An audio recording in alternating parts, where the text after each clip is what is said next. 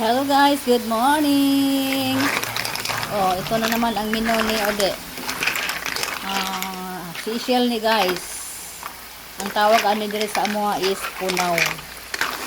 So gigisa sa anako ni mga lamas. Tapos buka man sila guys. Ito na naman buka na sila.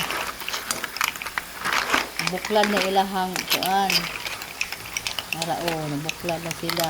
Kaya tapos nagtubig na po, wala pa rin ako saboy o tubig, pero nin ko ano siya nin tubig na po kay kanang naman ng mga shell magtubig. So kung gusto pa nimo, gusto pa kag kanang more na sabaw, pwede nimo dungagan na lang dahil ang sabaw, pero na sila o nimo ano sila tamis kay dig sabaw guys. This is called punaw shell.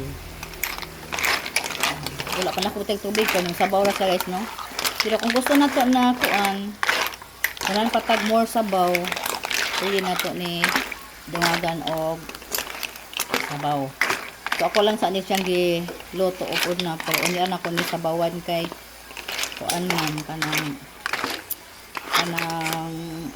malata man ang sabaw kay buta man ako ni kamunggay ani. So kanilang o di ba nambuka na sila. Pwede ra po sila guys kung ano nimo kanang kaon bitaw nimo ning unod. Buka na po ano mo lang unod. Nawa na buka na sila. Dayon imong gisahon, unsa imong gusto isagol, i-remove na nimo iyang unsa ni? Kabahang. Kabahang tawag ani.